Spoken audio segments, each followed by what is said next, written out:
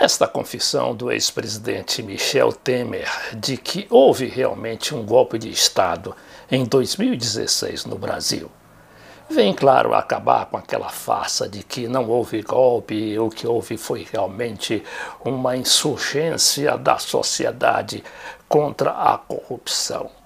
Ela também marca um ponto importante nessa virada para a verdade, digamos assim, porque ela vem acompanhada, a confissão do Temer, com a desmoralização da Lava Jato, essa sim a grande articuladora e executora do golpe, não só aqui no Brasil, mas sobretudo a mando dos departamentos de Estado e de Justiça dos Estados Unidos.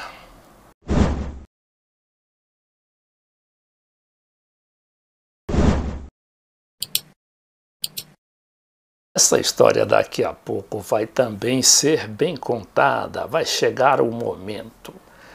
O que importa saber é que essas operações anticorrupção, essas campanhas moralistas, que sempre serviram de cobertura para os grandes golpes de Estado, elas começam já a se desmoralizar. E com isso, o que a gente atribui, por exemplo, à vitória da Cristina Kirchner e o Alberto Fernandes lá na Argentina? Foi que a verdade veio à tona e que toda aquela onda de corrupção, queriam prender a Cristina e toda a família. Imagine só que a Cristina estava com 12 processos em andamento e 6 pedidos de prisão preventiva. Aqui no Brasil prenderam Lula, prenderam quase todo o PT e muita gente do PMDB, esses realmente vinculados à corrupção, mas só para justificar a perseguição política. Mas a lenga-lenga de que não houve golpe já vem desde 64. Esta manchete aqui que eu escolhi, do Globo, diz o seguinte: não fala em golpe. Fugiu Goulart, o João Goulart, que era o presidente constitucional, e a democracia está sendo restabelecida. Olha aí a mentira nessa manchete do Globo.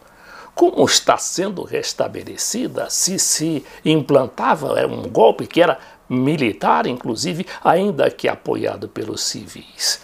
E depois dizia, empossado Mazzilli na presidência. O Mazzilli era o deputado que foi empossado na presidência da República porque era presidente da Câmara. Ora, a Câmara estava em conluio com os militares e os empresários e a grande mídia nacional, a grande imprensa, como se chamava na época, mas, na verdade, quem assumiu foram os militares, porque 15 dias depois estavam elegendo o Marechal Castelo Branco presidente do Brasil, e aí houve uma sucessão de militares generais no poder, que foi até 1985, ou seja, 21 anos. Mas a história dos golpes também não é só no Brasil que acontece a história, essa mentira de dizer que não houve golpe. Recordemos aqui o que houve em Honduras em 2009, quando as Forças Armadas e o Parlamento se uniram para derrubar o presidente Mel Zelaya, legal e constitucionalmente, eleitoralmente conduzido à presidência da República. E aí diziam que não houve golpe. Só que as Forças Armadas tinham invadido a casa do presidente da República. O Mel Zelaya, que se chama oficialmente Manuel Zelaya, pegaram o presidente ainda de pijama e o levaram para Costa Rica, deixando o presidente de pijamas em meio da pista do aeroporto da Costa Rica.